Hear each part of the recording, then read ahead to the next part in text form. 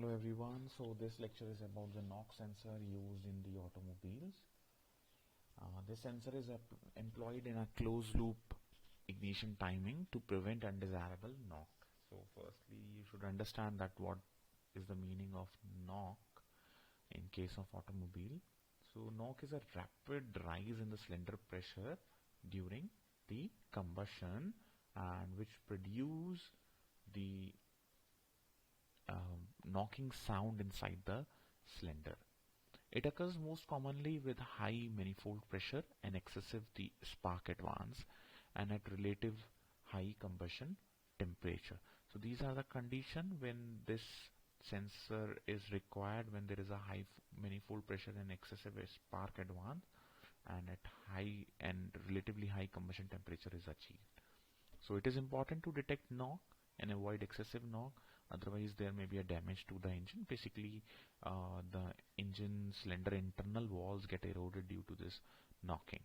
One way of controlling knocking is to sense when the knocking begins and then retard the ignition until the knocking stops. So with the help of sensor we are able to identify the conditions when knocking is going to begin, and immediately with the help of the electronic engine control system that knocking is reduced by the retarding the ignition. So a key to the control loop for this method is a knock sensor. So knock sensor fundamentally detects impulsive acoustic signals associated with the rapid pressure rise of cylinder pressure. So with the help of the knocking sensor we are able to find the impulsive acoustic signal values. It is characterized by a short, relatively intense pulse followed by a rapidly decaying oscillation in the few kilohertz range depending upon the engine configuration. So we have some collected data that what kind of knocking sounds are produced, what kind of acoustic signals are produced due to those knocking, and they are generally short, relatively intense pulses which rapidly decay also in few kilohertz range. So whenever the sensor is going to identify such characteristics in any of the acoustic signals produced inside the cylinder, then it immediately generates an input value for the engine control unit to reduce the ignition. So this is one of the typical example given over here. The configuration of a representative knock sensor using magnetostrictive technique is shown here. The magnetostriction is a phenomena whereby the magnetic properties of a material depend on the stress value due to those applied forces. When sensing knock, the magnetostrictive rods which are in a magnetic field change the flux field in the coil due to knock induced forces. Magnetostriction is a property of ferromagnetic materials physically made of individual domains in which the magnetic fields associated with electron spins within a domain are all aligned in a given direction. Whenever an external magnetic field is applied, the domains are reoriented such that their axes tend to be parallel with the applied field. The reorientation of the magnetic domains induces a strain within the material which slightly changes its size and shape.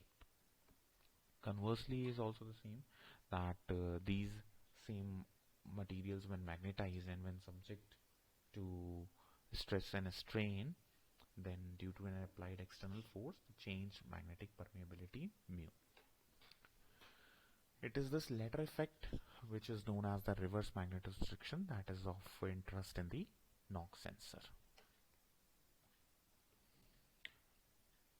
So in the previous figure you have seen that a small magnet creates a magnetic field having a magnetic flux density B in the form of a closed loop passing through the magnet.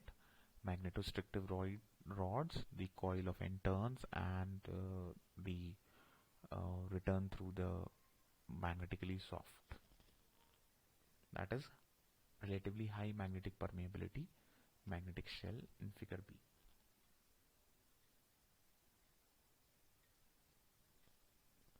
These loops are basically lines of constant flux density magnitude. The strength of this flux density is determined by the magnet as well as the permeability of the magnetostrict restrictive rods which have permeability mu r. The magnetic permeability of the shell mu s is assumed to satisfy this inequality, that shell should have permeability greater than the magnetostrictive rods, such so that the outer shell do not become a hindrance in the operation.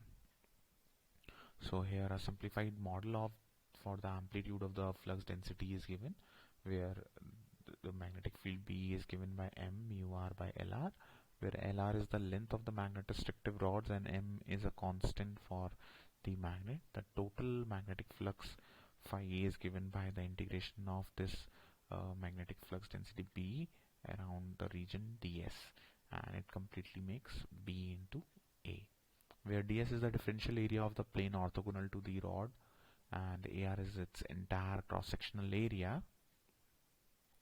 In general typical sensors, B is nearly uniform over the rod over the region of area AR. In this case, the total magnetic flux produced phi is equals to MAR mu r by Lr. The sensor terminal voltage VOA is given by N d phi by dt, where phi value is substituted here and differentiated with respect to time.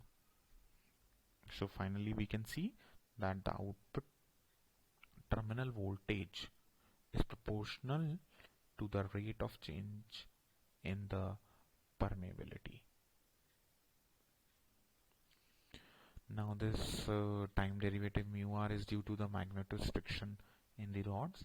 An approximate model is given by that mu r is equals to mu1 plus mu2 into sigma r, where sigma r is the stress induced in the rod which are transmitted to the rods by the frame, and where mu1 and mu2 are the constants for the magnetostrictive rod material. During normal combustion, this rate of change in the stress value is relatively small. However, during the knock time, this derivative becomes large and is proportional to the knock slender pressure fluctuation. So the sensor is going to find this value, and when this value becomes larger, then there is an effect upon this rate of change of permeability, and when there is a change in the rate of change of permeability, then the final effect comes on the output terminal voltage. Thus the sensor terminal voltage contains a term that is proportional to knock intensity. This voltage is used to sense excessive knock. The problem of detecting knock is complicated by the presence of other vibration and noise in the engine, because that vibration and noise also produces the stress effect, induced force effect. Normally, signal processing in the form of filters, or we can say the tuners, to knock frequency of some specific engine configuration enhances the detection of knock. So in the upcoming lecture, we'll discuss about the electric motor actuators. Thank you.